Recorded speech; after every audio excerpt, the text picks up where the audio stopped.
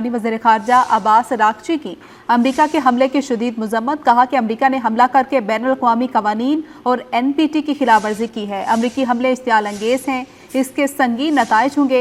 Iran खुद मुख्तारी, मुफादात और अवाम के दिफा के लिए तमाम ऑप्शन महफूज रखता है। आपको बताते चलें कि ईरानी वज़ीर ख़ारजा अब्बास अराग़ची की अमेरिका के हमले की शदीद मज़म्मत सामने आई है।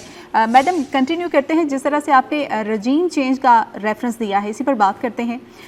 हम देखते हैं कि जब भी जंगें होती हैं, इवन के पाकिस्तान और अमेरिका की, पाकिस्तान और भारत की जंग का ही रेफरेंस देते हैं, तो सियासत पर तो असर पड़ता है। तय बतय हमले होते हैं, ओपोजिशन भी सवाल उठाती है। जैसे भारत में हमने देखा कि मोदी से अवाम मुतनफ़र हुई और जवाब मांगा, इस्तीफ़ा भी मांगा, मोदी सरेंडर की आवाज़ें भी हमने सुनी। आपको लगता है कि ईरान में भी रजीम चेंज के हवाले से कुछ इम्कानात मौजूद हैं?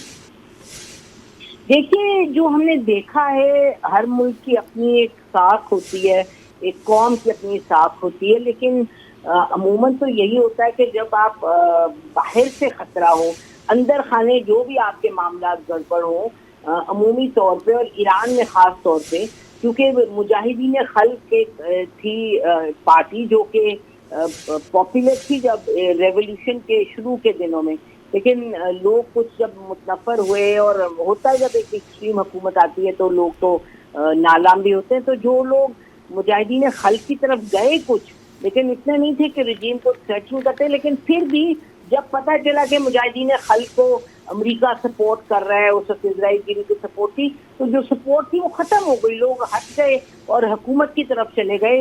हालांकि रेवोल्यूशन वाली गवर्नमेंट थी जिससे कुछ लोग खुश नहीं थे, लेकिन आज तो अब हद हो गई है ना। अब तो जो कर रहा है अमेरिका मिलके उसके साथ, इजराइल के साथ, तो वो तो ईरान को हर लेवल पे थ्रेटन कर रहा है। तो इस वक्त तक देखिए ना, वही जो इनके बैठे हुए वेस्टर्न चैनल्स के आज से 10 दिन पहले ऊंचा ऊंचा कह रहे थे कि जी अब देखें, ये तो रिजीम में इतना लोगों को इतनी नफरत है, इतने नफर हैं, और वो हट जाएंगे, इसको छोड़ेंगे, इस हुकूमत को चाहेंगे कि ये बिल्कुल कोलैप्स कर जाए। आज आप उनके सुने तो अब आज सुबह से वो कह रहे हैं हाँ ये तो है, लेकिन आप देखें जी आगे रिजीम चेंज की बात है, लेकिन रिजीम चेंज के लिए जो हमें ज़रूरत है डेवलपमेंट की, मसलन अमेरिका, मसलन ईरानी जो हैं इस हुकूमत के अगेंस्ट हो, उसके खिलाफ निकले, तो वो तो नहीं निकल रहे। तो हर एक का तजिया ये है, चाहे कोई प्रो ईरान है या प्रो इजराइल है या प्रो अमेरिका है, जो एक्सपर्ट्स हैं, जो इन मामलात पर नजर रखते हुए हैं। ठीक है, बहुत शुक्रिया मैडम, आपका पॉइंट आ गया। Editor foreign policy Naseem Zahra साहबा हमारे साथ मौजूद थे, अपनी राय का इज़हार कर रही। सर, अमेरिका ने ईरान के 3 जोहरी तनसीबात को टारगेट किया है। ईरान का भी जवाब हमने देख लिया है, रद्द-ए-अमल सामने आया है कि शुरू आपने किया था, ख़त्म हम करेंगे। क्या समझते हैं क्या होने जा रहा है? दोस्त के पीछे चले, हमला किया था इसराइल ने ईरान पे, तो आई थिंक उसके बाद जो है सिमिलर सिचुएशन इस वक्त की है। उस वक्त यही रिटोरिक था, और बेसिकली इट वाज जब इसराइल ने हमला किया यही बातचीत हो रही थी कि जो ईरान जो सरेंडर कर दे, लेकिन I think Iran sort it out और इसराइल को इतना डेंट कर दिया है कि अब उससे जो यूएस की 52nd स्टेट है, मिलिटरी बड़ी बुरी हालत है, देशें तबाह हो चुकी हैं। नेतन्याहू रो रहा था लिटरली इन कॉलिंग। तो एक तो इसराइल की आई थिंक जो भी 25 हेजेमनी इसको रिस्टोर करने की एक एफर्ट है फॉर द गैलरी। दूसरा जो है generally I think American administration में देयर आर न्यू कॉन्स जो समझते हैं कि जिस तरीके से मिलिट्री एक्शन करके ईरान के अगेंस्ट ऑब्जेक्टिव हासिल किए जा सकते हैं, दे पुश प्रेसिडेंट ट्रम्प जो है, क्योंकि आपको याद होगा प्रेसिडेंट ट्रम्प ने तो किसी दिनों कहा था, शायद 2 वीक का टाइम था, उसके अंदर बड़ी डिप्लोमेटिक एक्टिविटी हुई, ईरानी वज़ीर ख़ान जो जिनेवा भी गए। तो अब कल यहाँ पे तो इस्तांबुल में प्रेसिडेंट तैयब एर्दोगान ने हेड किया हुआ इस चीज़ की वजह से, ऐसे लग रहा था कि चीज़ें जाएंगी पीस की तरफ, बट अनफॉर्चुनेटली आई थिंक जो पुराना डिज़ाइन है वही तो चल रहा है, इस सबके को डिस्टेबलाइज करके मकासद हासिल किए गए। लेकिन आई थिंक अभी ईरान जो है उसके जो स्ट्रिंगेटर का स्टेटमेंट पहले ही आ चुका है 3 दिन पहले, एंड दे कुड फोर्स तरीके से फोर्सेज एरे हो रही है, बिकॉज मूवमेंट तो नजर आ रही थी। नॉर्थ ईरान में कंसंट्रेशन है, इसका स्टेट ऑफ जो गल्फ है, गल्फ ऑफ एडन है, फिर इसी तरीके से रेड सी और मेडिटेरेनियन में, और इवन इंडियन ओशन में बरतानी एयरक्राफ्ट सर्विस भी आए हुए।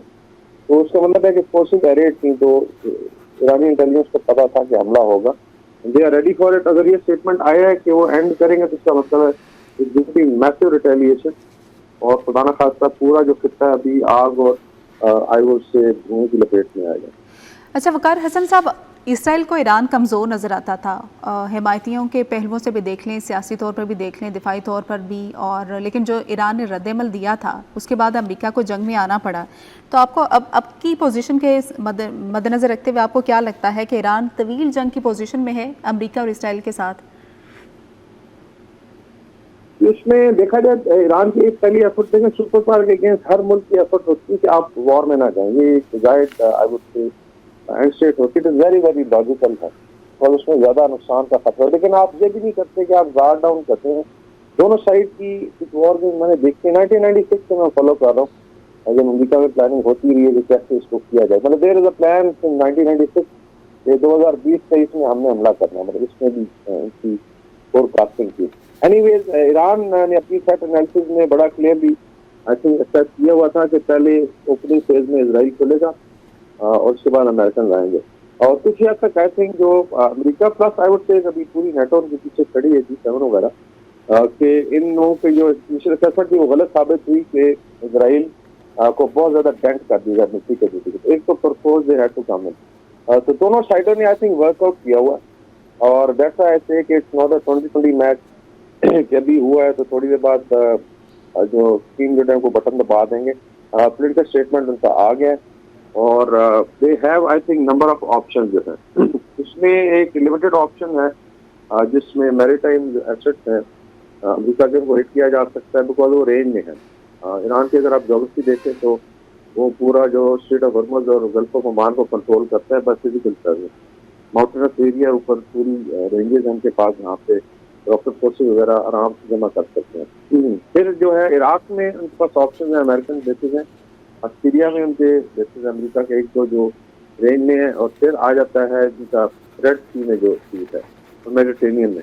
तो मेरे ख्याल में इनिशियली इन पे होगा, इसमें कुछ ईरान की मिसाइल फोर्सेज हमला कर सकती हैं और कुछ जो है इनके आप कह लें एफिलिएटेड ग्रुप्स हैं, लाइक अंसारुल्लाह है जो इनको हुती कहते हैं, they are in a very I would say critical position पे हैं और दे कैन शो मामल मतलब है।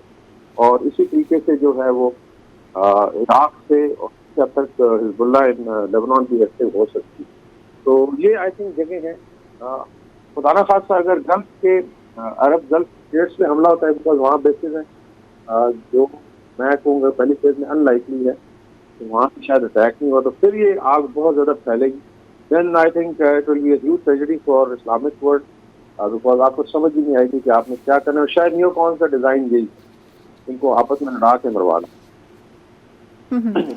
अच्छा ब्रिगेडियर साहब, अब जदीद वॉरफेयर में ये इम्कान तो नहीं है कि एक मुल्क ने दूसरे को फतह कर लिया। एट द एंड तो बात मुज़ाकरात पे ही जानी है। हमने जनेवा इजलास भी देख लिए बेनतीजा हुए, उससे पहले भी हमने देखा ओमान की सालसी में जो जोहरी मुज़ाकरात हो रहे थे वो भी मुअत्तल हो चुके हैं। तो अभी रिसेंटली भी अमेरिका की जानिब से 2 हफ्तों का तो टाइम दिया गया था कि ईरान मुज़ाकरात की टेबल पर आए, साथ ही अमेरिका की जानिब से हमला भी कर दिया गया है। तो अमेरिका की पोजीशन आपको कुछ समझ आ रही है? वाकई ही संजीदा है अमेरिका या इसराइल मुज़ाकरात के लिए? जी आई थिंक ये सेल्फ डिसेप्शन है, एक जोक है अमेरिका के बारे में अफगानिस्तान के रिलेटेड। If you want to be useless, बात अगर देखनी है तो अमेरिका ने 20 साल जंग की, तालिबान से कंट्रोल लेके $1.4 ट्रिलियन रुपया भी खर्च किया डॉलर, और फिर वही इक़्तिदार तालिबान के हवाले कर दी। जस्ट इमेजिन कि 20 साल आप एक जंग देते रहे, तो दे हैव सीन इट के वॉर्स का क्या इम्पैक्ट होता है।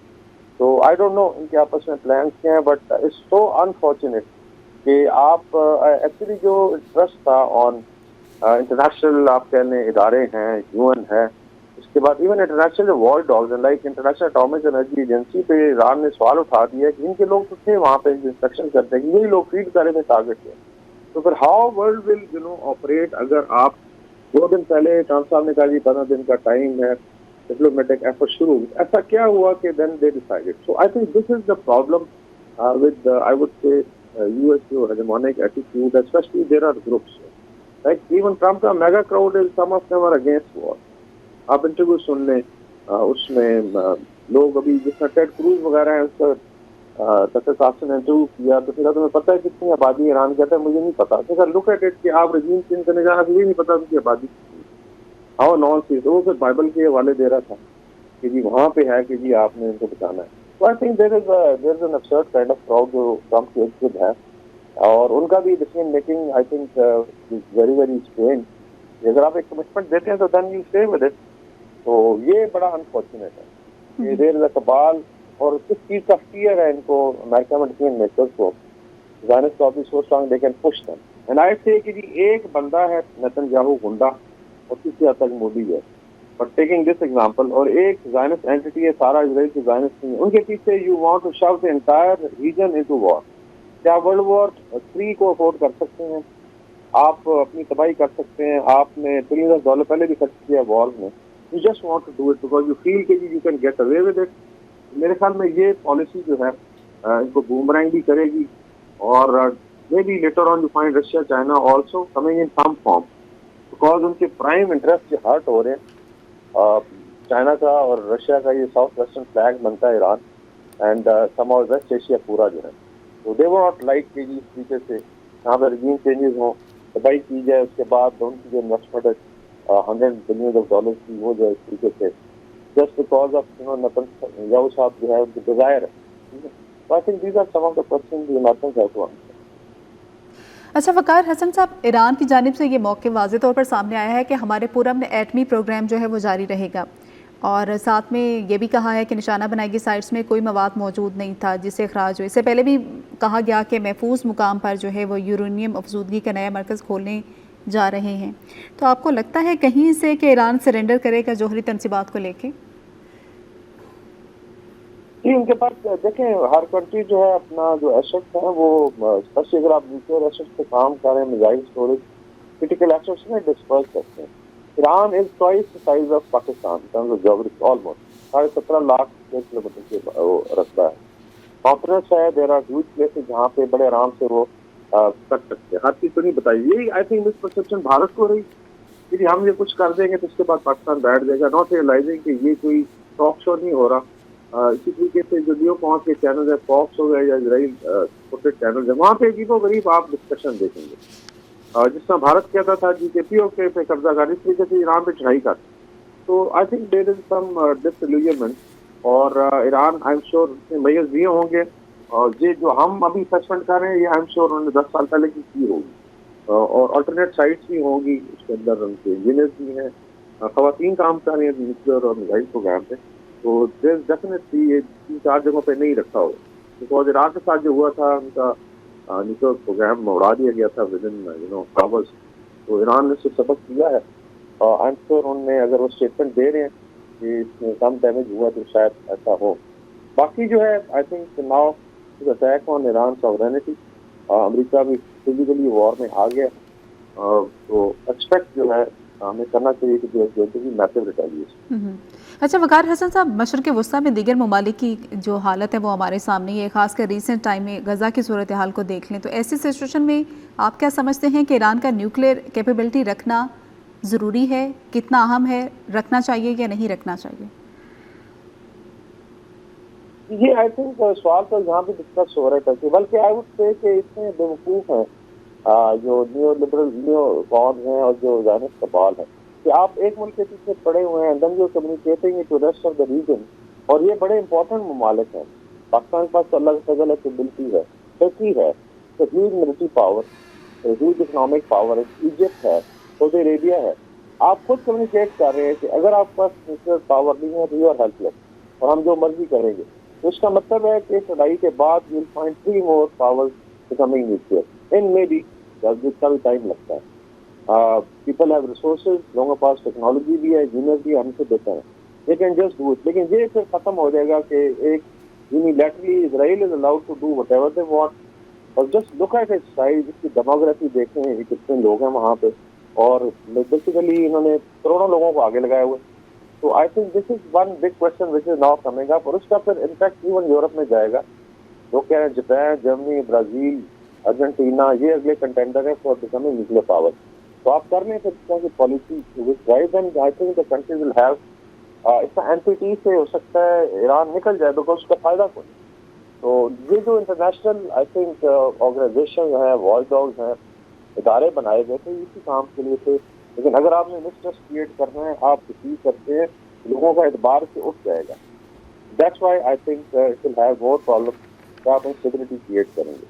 तो मेरे ख्याल में ईरान बल्कि आई वुड से कि इस लड़ाई के बाद they come out all the more reason कि वो they will go nuclear. Because अभी पब्लिक प्रेशर भी ईरान से आवाजें उठ रही हैं कि आपने तो बना लेना था, अगर अभी आप जो है इतना हमला बर्दाश्त कर रहे हैं तो had they been nuclear part तो 10 दफा तो सोचते ये लोग। ठीक है सर, पॉइंट आ गया आपका। ब्रिगेडियर रिटायर वकार हसन साहब हमारे साथ मौजूद थे, अपनी राय का इजहार कर रहे थे। आपको बताते चलें कि अमेरिका ईरान इसराइल जंग में कूद पड़ा है। अमेरिकी सदर ट्रंप ने कहा है कि हमलों में ईरान की फर्दू, नेतन्ज और इस्फहान की जोहरी तनसीबात को निशाना बनाया गया है। वाशिंगटन में अपने खिताब में ट्रंप ने कहा कि अमेरिका का मकसद ईरान की जोहरी अफसूदगी की सलाहियत को ख़त्म करना था। उन्होंने कहा कि ईरान की तनसीबात ख़त्म कर दी गई है, ईरान को अब अमन कायम करना चाहिए। अमन कायम ना करने की सूरत में मुस्तकबिल के हमले बहुत ज़्यादा शदीद होंगे। सदर ट्रंप का कहना था कि ईरान पर हमले के लिए नेतन्याहू के साथ टीम के तौर पर काम किया है, अब या तो अमन होगा या फिर ईरान के लिए सानहा होगा। उनका मजीद कहना था कि आज रात के अहदाफ सबसे मुश्किल थे, बहुत से अहदाफ रह गए हैं, अमन ना हुआ तो दुरुस्तगी के साथ दीगर अहदाफ के पीछे जाएंगे। अमरीकी फौजी हुकाम आज पेंटागन में प्रेस कॉन्फ्रेंस भी करेंगे। जबकि दूसरी जानिब ईरान ने अमरीकी हमलों का जवाब देने का ऐलान कर दिया है। ईरानी हुकाम का कहना है कि शुरू आपने किया, ख़त्म हम करेंगे। ईरानी वज़ीर ख़ारजा अब्बास अराग़ची की जानिब से भी अमरीका के हमले की शदीद मज़म्मत की गई है। कहा कि अमरीका ने हमला करके बैनुल अक़वामी क़वानीन और NPT की खिलाफवर्जी की है। अमरीकी हमले इश्तियाल अंगेज़ हैं, इसके संगीन नताइज होंगे। ईरान खुद मुख्तारी, मुफादात और अवाम के दिफा के लिए तमाम ऑप्शंस महफूज रखता है। तो ईरान ने अमरीकी हमलों का जवाब देने का ऐलान कर दिया है। ईरानी हुकाम का कहना है कि शुरू आपने किया था, ख़त्म हम करेंगे। जबकि अमरीकी सदर ट्रंप ने कहा हमलों में ईरान की फर्दू, नेतन्ज और इस्फहान की जोहरी तनसीबात को हमने टारगेट किया है। वाशिंगटन में अपने खिताब में ट्रंप ने कहा कि अमरीका का मकसद ईरान की जोहरी अफसूदगी की सलाहियत को ख़त्म करना था। उन्होंने कहा कि ईरान की तनसीबात ख़त्म कर दी गई हैं, ईरान को अब अमन कायम करना चाहिए। अमन कायम ना करने की सूरत में मुस्तकबिल के हमले बहुत ज़्यादा शदीद होंगे। सदर ट्रंप का कहना था कि ईरान पर हमले के लिए नेतन्याहू के साथ टीम के तौर पर काम किया है, अब या तो अमन होगा या फिर ईरान के लिए सानहा होगा। उनका मजीद कहना था कि आज रात के अहदाफ सबसे मुश्किल थे, बहुत से अहदाफ रह गए हैं, अमन ना हुआ तो दुरुस्तगी के साथ दीगर अहदाफ के पीछे जाएंगे। अमरीकी फौजी हुकाम आज पेंटागन में प्रेस कॉन्फ्रेंस भी करेंगे। जबकि इसके रद्द अमल में ईरान की जानिब से कहा गया है कि शुरू आपने किया था, ख़त्म हम करेंगे। ईरानी वज़ीर ख़ारजा अब्बास अराग़ची की जानिब से भी अमरीकी हमले की शदीद मज़म्मत की गई है। कहा कि अमरीका ने हमला करके बैनुल अक़वामी क़वानीन और NPT की खिलाफवर्जी की है। अमरीकी हमले इश्तियाल अंगेज़ हैं, इसके संगीन नताइज होंगे। ईरान खुद मुख्तारी, मुफादात और अवाम के दिफा के लिए तमाम ऑप्शंस महफूज रखता है।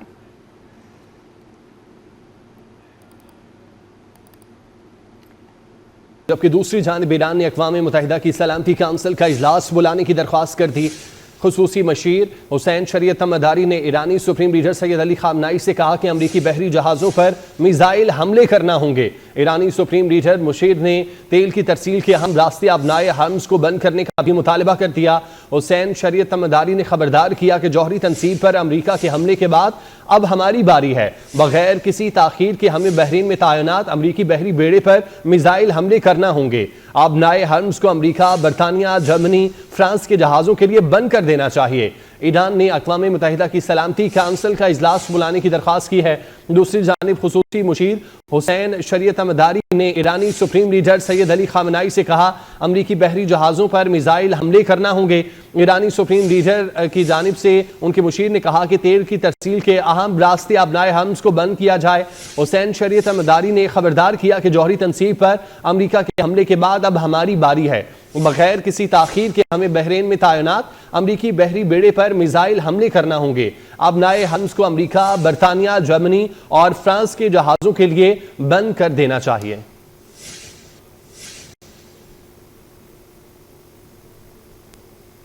फ़लस्तीनी मुज़ाहमती तंजीम के ईरानी जौहरी तनसीबात पर अमरीकी हमलों की शदीद मज़म्मत। अम्मास की जानिब से जारी बयान में कहा गया कि ईरान के खिलाफ अमरीका की खुली जहरियत की मज़म्मत करते हैं। ईरान पर अमरीकी हमला बैनुल अक़वामी कानून की खुली खिलाफवर्जी है। ईरान पर अमरीकी हमला बैनुल अक़वामी अमन व सलामती के लिए बराह रास्त खतरा है। आपको बताते चलें कि फ़लस्तीनी मुज़ाहमती तंजीम की जानिब से ईरानी जौहरी तनसीबात पर अमरीकी हमलों की शदीद मजम्मत की गई। हमास की जानिब से जारी बयान में कहा गया कि ईरान के खिलाफ अमरीका की खुली जाहिरियत की मजम्मत करते हैं। ईरान पर अमरीकी हमला बैनुल-अक़वामी कानून की खुली खिलाफ वर्जी है। ईरान पर अमरीकी हमला बैनुल-अक़वामी अमन सलामती के लिए बराह रास्त खतरा है। फ़लस्तीनी मुज़ाहमती तंजीम का बयान भी सामने आया है। उनकी जानिब से ईरानी जौहरी तनसीबात पर अमरीकी हमलों की शदीद मजम्मत की गई है। ईरान के खिलाफ अमरीका की खुली जाहिरियत की मजम्मत करते हैं। हमास की जानिब से ये कहा गया है, जबकि ईरान पर अमरीकी हमला बैनुल-अक़वामी कानून की खुली खिलाफवर्जी है। ईरान पर अमरीकी हमला बैनुल-अक़वामी अमन सलामती के लिए बराह रास्त खतरा है।